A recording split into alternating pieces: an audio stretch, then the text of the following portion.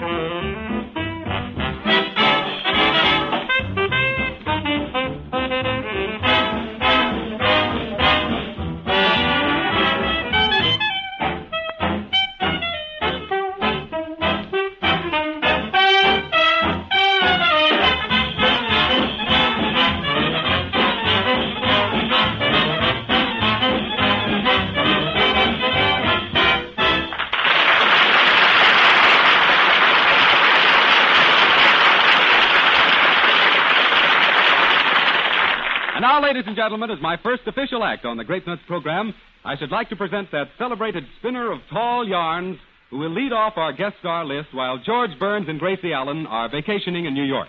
I take great pleasure in presenting that one and only comedian, that great star of radio, stage, and screen, that... pardon me, Mr. Conte. I'm Tony Martin. Don't you think I ought to introduce our guest star? After all, you're new to the program. Well, all right, Mr. Martin. You go right ahead. Thanks. Ladies and gentlemen, I am happy to present to you that hillbilly comedian and musician, that Stokowski of the Bazooka. I say, old boy. Yes, Ray? I know it isn't cricket to pop in on you this way, but I do feel that the pleasure of presenting the distinguished Scottish poet should be mine. After all, I've read all his works.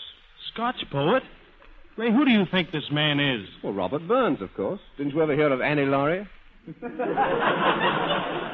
Certainly I've heard of Annie Laurie. What's Annie Laurie got to do with this? Oh, nothing. I'm just wondering what she's doing tonight.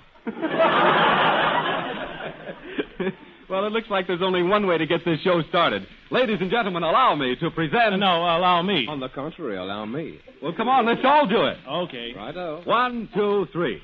Ladies and gentlemen, presenting the first citizen of Van Buren, Arkansas, Bob Burns.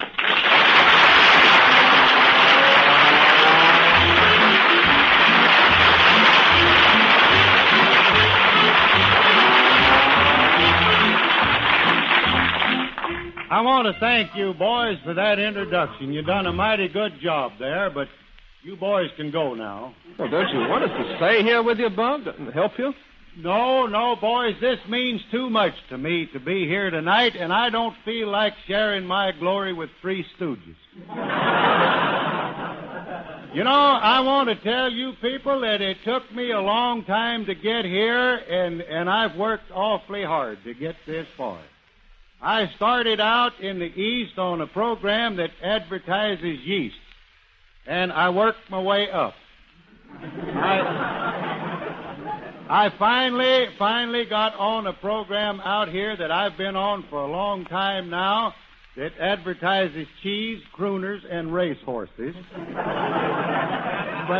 But in my heart, I always dreamed of someday getting on a program that advertises grape nuts. And here I am at last, and I want you people to gaze upon me now in the hour of my triumph. Well, I want to thank you people for that applause. That's just about as much as I dreamed I'd get. Now then, I figured that one reason I wanted to get over here it was because it might give me a chance to talk a little bit. You know, over in the music hall, we have so many of them guest artists over there and opera stars and moving picture actors that they keep interrupting me all the time. And I figured it'd be kind of nice to get over on this program where they ain't got no talent at all. Pardon me, Bob, but I'm Tony Martin. Well, now, I've got some pretty Tony kinfolks myself, but they don't look like you. Well, I know you're not familiar with the way the show is run, but I thought I ought to tell you that I'm supposed to sing a song along about now. Oh, Tony, that's a shame. You know, you're in the wrong end of the business. You ought to be in pictures. Thank you, Mr. Burns. Well, now, I don't know what in the world these movie scouts are looking for if you ain't the ticket. Boy, I'm telling you, with that nice curly, wavy hair you got there, it sure is pretty. And you got them broad shoulders, and just look at them hips.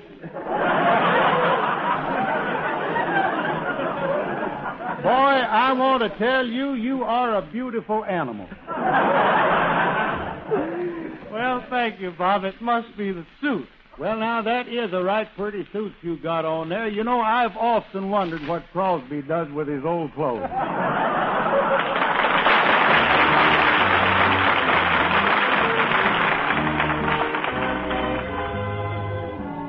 I saw you last night and got that old feeling. When you came in sight, I got that old feeling. The moment that you danced by, I felt a thrill. And when you caught my eye, my heart stood still. Once again I seemed to feel that old yearning, and I knew the spark of love was still burning. There'll be no new romance for me. It's foolish to start, for that old feeling is still in my heart. Last night I started out happy. Last night my heart was so gay. Last night I found myself dancing in my favorite cabaret. You were completely forgotten. You were just an affair of the past. Then suddenly something happened to me,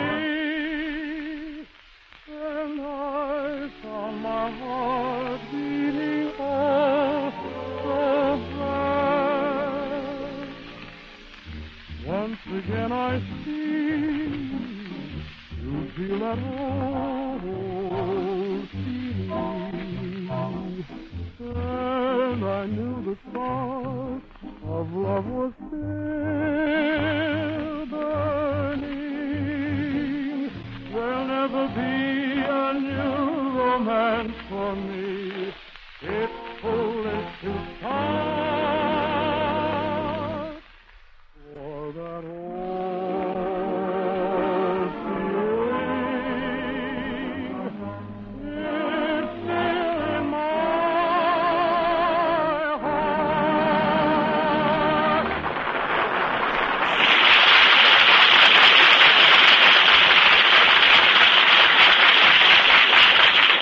Yes, sir, that was that old feeling sung by Tony Martin. And I want to tell you it sure was pretty, Tony. Thanks, Bob. And I want to apologize for what I said a while ago, you know, about you interrupting.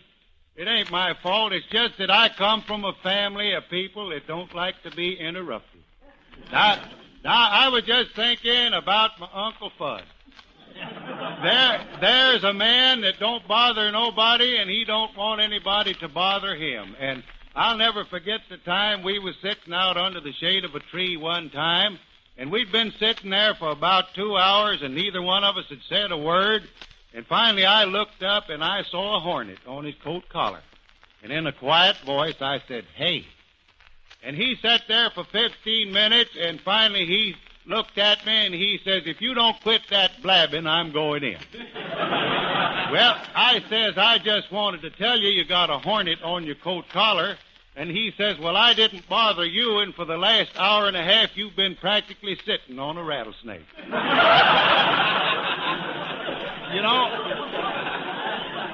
that's one reason I wanted to get over on this show tonight. I just figured it would be nice and quiet. At least I thought it would be quiet now that the noisy element is in New York. But, you know, I'll tell you, when George and Gracie are on this show, I believe it is the noisiest show on the air today. The only quiet spots in the show is right after they pull the gag. Mr. Burns. Yes, Ray? I hope you won't think I'm presumptuous. I've never asked a moving picture star before, but could you tell me what time it is? Well, yes, Ray, it's 7:45. Oh, thanks so much. Was that today or tomorrow? Yeah.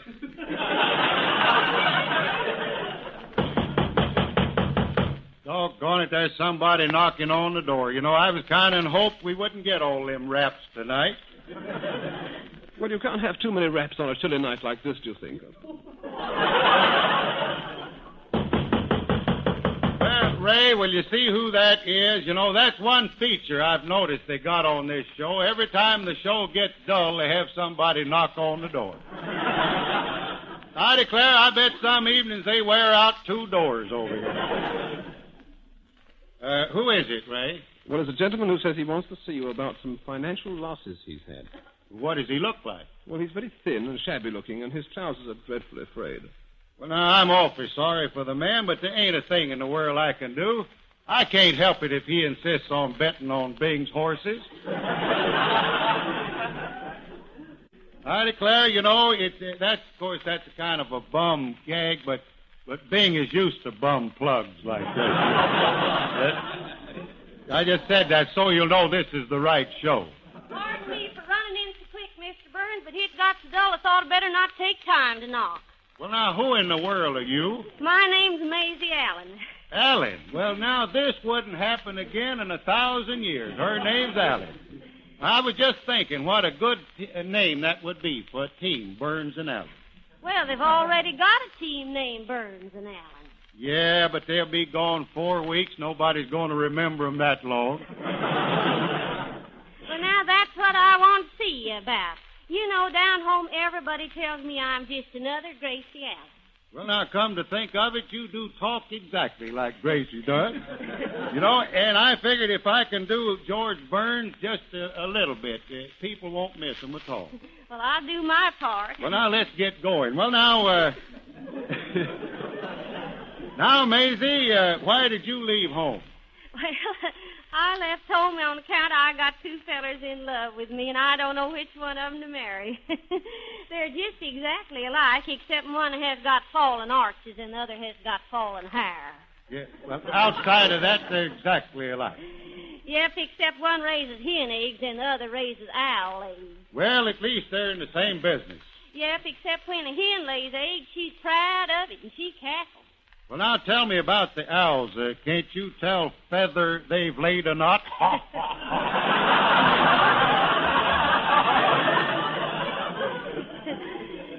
No, they don't make any sound at all. The owls just don't give a hoot. Why does this have to happen to me? Well, anywho, Bobsy Wobbsy, you ain't told me which one of them fellers I'd ought to marry. Well, now, I believe if I was you, I'd marry the fellow with the falling hair. Why? Well, you can see he's coming out on top. I don't get it. Play, Ray.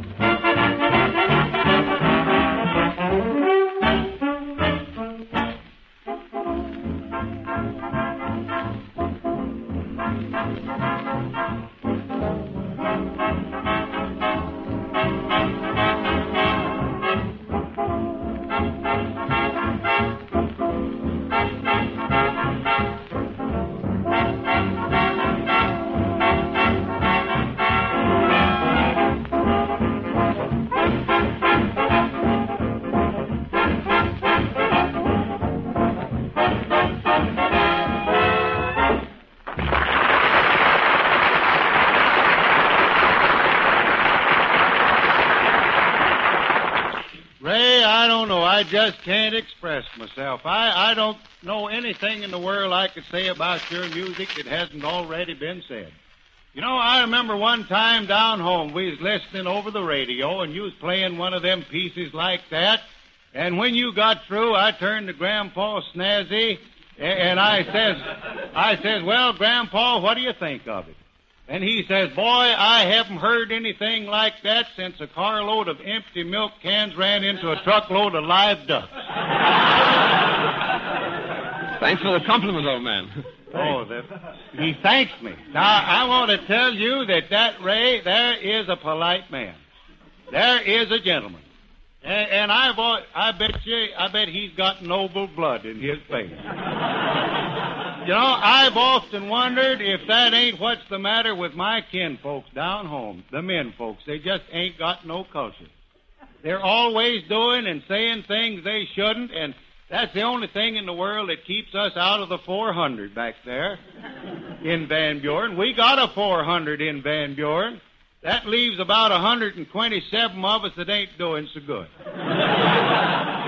The women folks, they're social climbers, and they like to get in society back in Van Buren, but every time they get a little ways up the social ladder, one of the men folks does something uncouth, and down we go again. I'll never forget the time this society lady back there invited my Uncle Uni and my Aunt Boo to her house for a dinner party. And the parlor was all full of people when Uncle Uni and Aunt Boo got there, and this society lady was playing the piano, just running her fingers idly over the keys.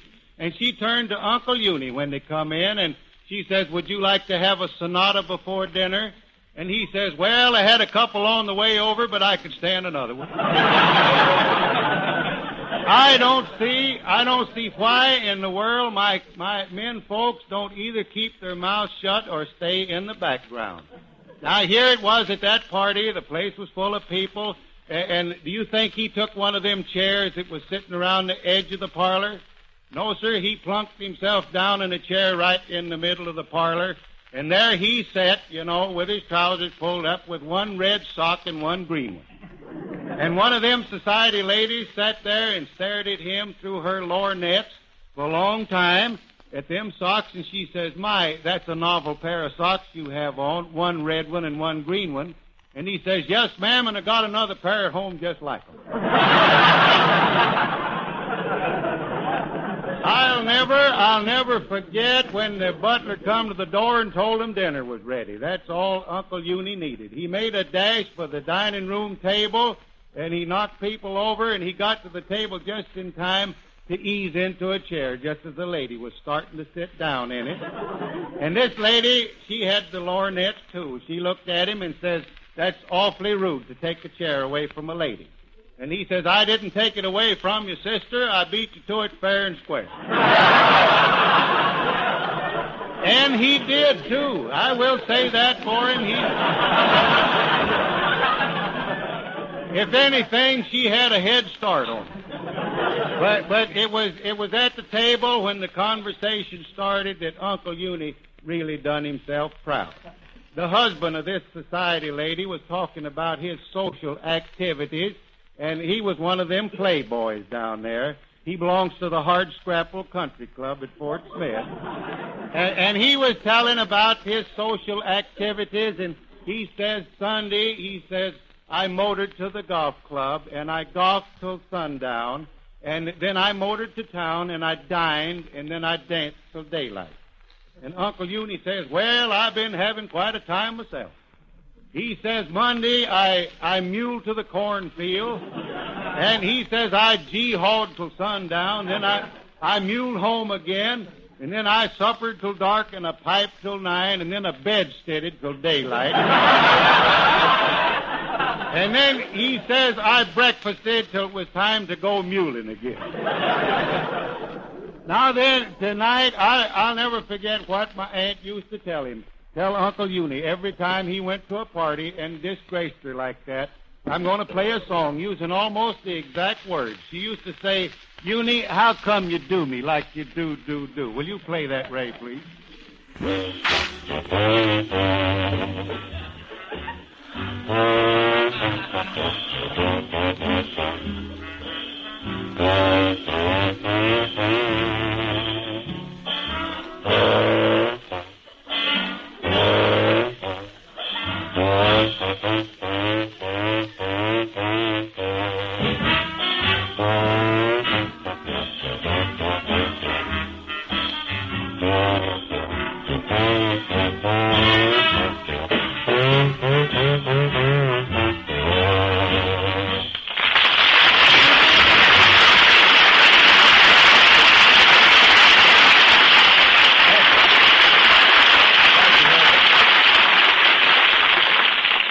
I sure am much obliged. And now, Tony, how about you doing another song? Look like these people stand for pretty near anything. All right, Bob, I'd like to sing Remember Me. Well, you better sing it pretty. They forget you mighty quick in this business.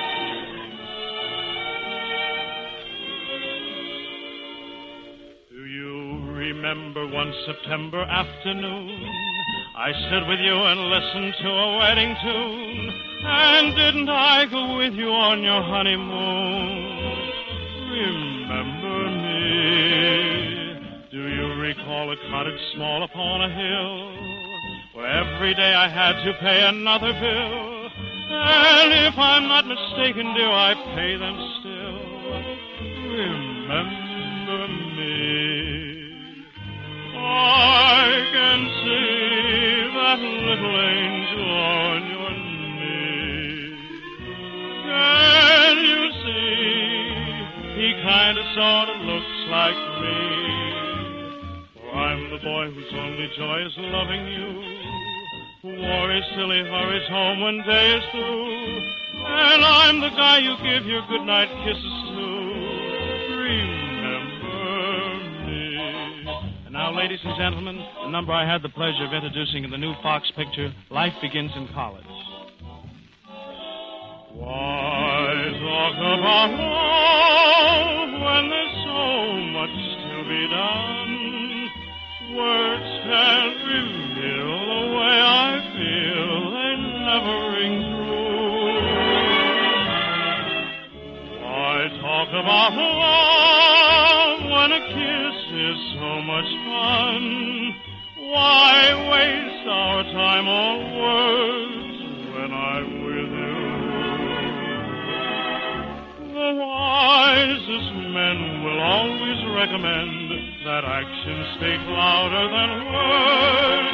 So what's the use? We've no excuse. Let's say no more. Nothing more. Night has just begun. The moon is high above. When there's so much to be done, why should we talk about love?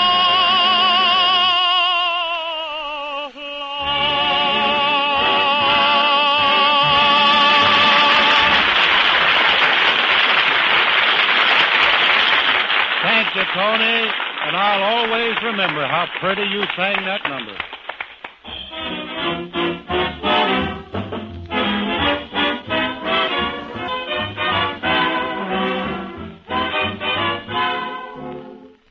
Telegram for Bob Burns. Right here, Sonny. I say, who's it from, Bob? Well, now, ain't this nice? It's from George and Gracie. What do they have to say, Bob? Well, I'll read it to you. It says, congratulations on a great show. You really did yourself proud tonight, and we want you to know that the Grape Nuts program can always use comedians of your ability. I declare you'd think I wrote it myself. They say everyone here in New York says you were never better. Your friend, George and Gracie. Well, what are you waiting for, boy? $3.20. Collect.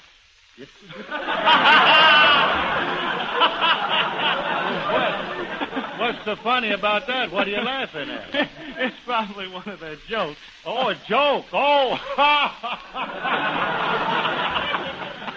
I don't get it.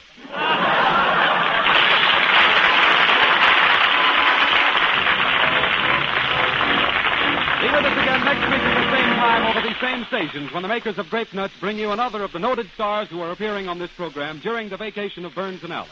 Next week, our guest will be that famous comedian of stage, screen, and radio, Phil Baker. Be sure to listen in.